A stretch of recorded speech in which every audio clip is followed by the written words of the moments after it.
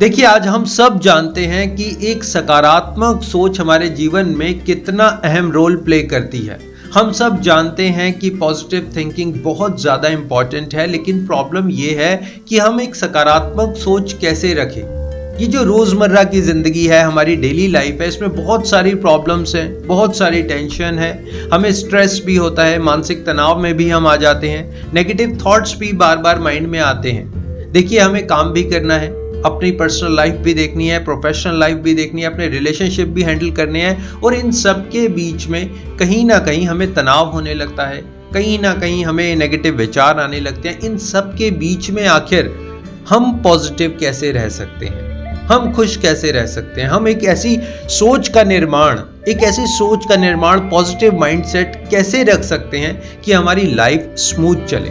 देखिए, प्रॉब्लम्स तो आएंगी, ऐसा नहीं है कि कोई जादू की छड़ी है और उसको घुमाया प्रॉब्लम्स नहीं आएंगी, लेकिन जो इंसान एक पॉजिटिव माइंडसेट रखता है, जो इंसान एक सकारात्मक सोच रखता है, उसको प्रॉब्लम सॉल्व करने में ज़्यादा टाइम नहीं लगता। अगर कोई प्रॉब्लम आती भी है तो वो आसानी से उस प्रॉब्लम को फेस कर लेता है। आज के इस वीडियो में कुछ आपको ऐसी बातें बताऊंगा, कुछ ऐसे टिप्स दूंगा जिससे हम सकारात्मक सोच का निर्माण कर सकते हैं। उस सोच का जो किसी प्रॉब्लम को फेस करते टाइम आप यूज कर सकते हैं। एक ऐसा पॉजिटिव माइंडसेट जो आपके तनाव को कम कर देगा। रोजमर्रा की जिंदगी में जो तनाव आता है वो कम हो जाएगा। और अगर आपको ये वीडियो अच्छा लगता है तो आप इस वीडियो को अपने फैमिली मेंबर्स, फ्रेंड्स या जिन लोगों को इसकी ज़रूरत है शेयर ज़रूर करिएगा। और अगर हो सके तो अपने व्हाट्सएप स्टेटस पर इस वीडियो को ज़रूर लगाइएगा। देखिए, अगर मैं आपसे ये कहूँ कि आप अभी अभी अपना फ़ोन नंबर डायल करें, अभी अपने आप को फ़ोन करें, तो जानते हैं क्या होगा? आपका फ़ोन बिजी जाएगा। क्योंकि अगर आप अपने आप को फ़ोन करेंगे तो वो फ़ोन बिजी जाएगा। यानी कि अक्सर हम लोग बिजी रहते हैं। माय डियर फ्रेंड, अक्सर हम लोग किसी ना किसी काम में उलझे हुए हैं, किसी ना किसी प्रॉब्लम में उलझे हुए हैं, इसलिए हम अपने आप को टाइम नहीं दे पाते। बिजी रहने का मतलब ये नहीं है कि आप अपना बिजनेस छोड़ दें, आप अपना काम छोड़ दें, सब कुछ छोड़कर बैठ जाओ और अब आप फ्री होकर बैठ जाए। नहीं, बिजी रहने का मतलब है कहीं कुछ ऐसा तो हम नहीं कर रहे जो सिर्फ टैग है बिजी होने का, लेकिन हम एग्जैक्टली कुछ प्रोडक्टिव नहीं कर रहे।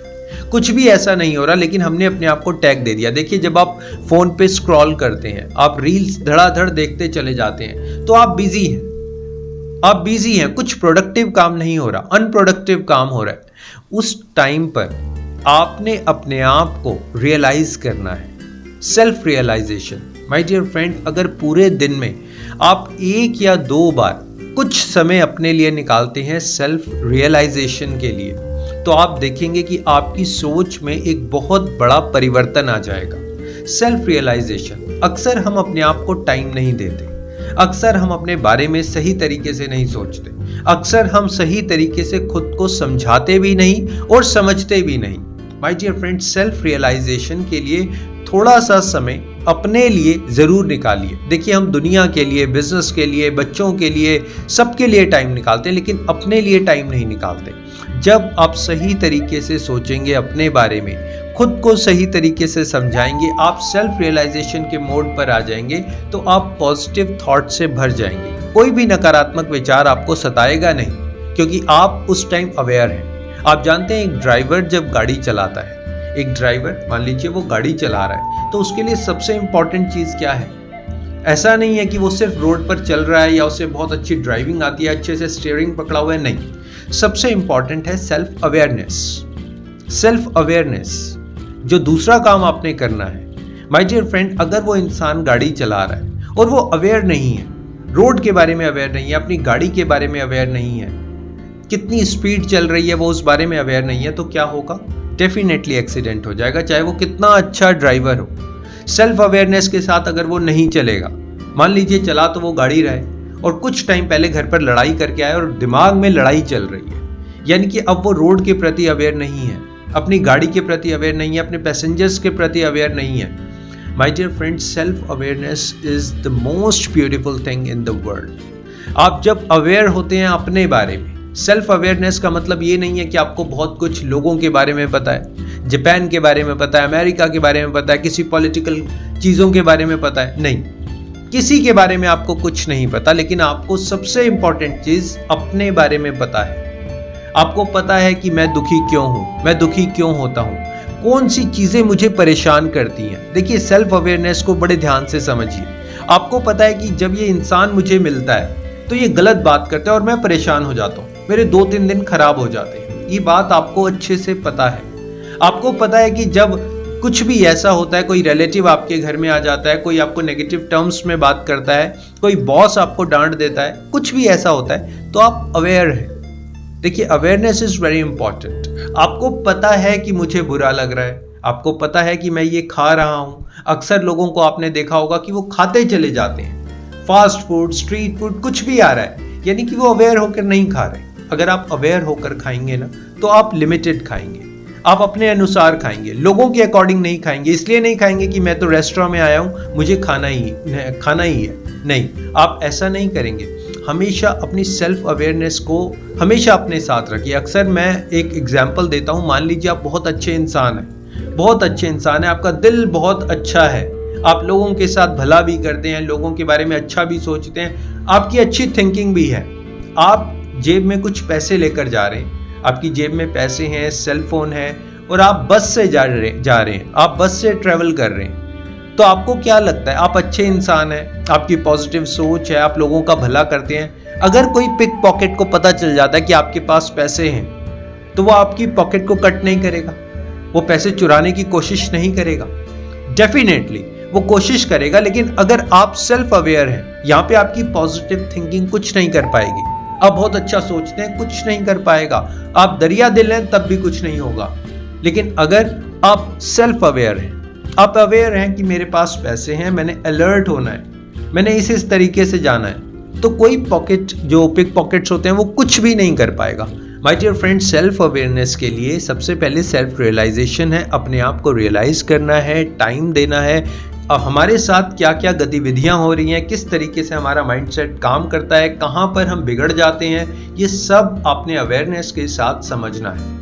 अगली बात जो हम सब ने समझनी है, द मोस्ट इंपॉर्टेंट थिंग, अगर हम इस बात को समझ जाते हैं, कोई भी इंसान इस बात को समझ जाता है, पॉजिटिव माइंडसेट की फाउंडेशन को क्रिएट कर पाएगा। वो इंसान जो इस बात को समझेगा, वो पॉजिटिव माइंडसेट की बिल्डिंग्स को क्रिएट कर पाएगा। कोई भी बड़ी से बड़ी विपदा भी हो, वो बड़ी आसानी से उस प्रॉब्लम को, उस सिचुएशन को इजीली हैंडल कर पाएगा।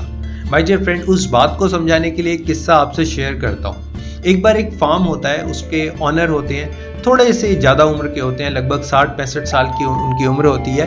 फार्म उनका बहुत बड़ा होता है। उनकी एक बड़ी बेशकीमती मतलब पुश्तैनी घड़ी जो वर्किंग में होती है, चल रही होती है, वो फार्म के अंदर कहीं खो जाती है। और वो थोड़ा ढूंढने की कोशिश करते हैं, धूप होती है, उम्र के हिसाब से वो कहते हैं मेरे लिए तो ढूंढ पाना मुश्किल है। थोड़ा बाहर जाते हैं तो कुछ बच्चे खेल रहे होते हैं, 8, 10, 12 बच्चे खेल रहे होते हैं। वो बच्चों को बुलाते हैं, कहते हैं बच्चों, मेरी ये घड़ी खो गई है, एक इतनी सी घड़ी है, वो खो गई है कहीं फार्म में, अगर आप ढूंढ दोगे, जो बच्चा उसको ढूंढ देगा मैं उसको इनाम दूंगा, अच्छे से खाना भी खिलाऊंगा और इनाम भी दूंगा।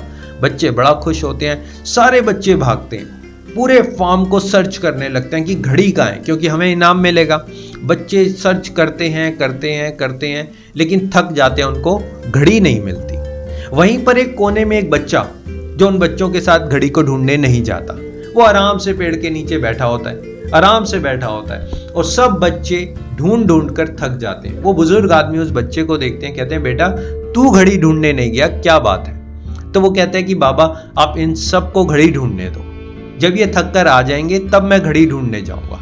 और ऐसा ही होता है, वो बच्चे थक कर वापस आ जाते हैं। अब वो बच्चा कहता है बाबा क्या मैं इस घड़ी को ढूंढ सकता हूँ? वो बड़े आराम से जाता है और फार्म के बीच में लेट जाता है, बड़े आराम से जाता है, फार्म के बीच में लेट जाता है, और वो वापस घड़ी लेकर आ जाता है। जानते हैं कैसे? वो बुजुर्ग भी बड़े हैरान हो जाते हैं।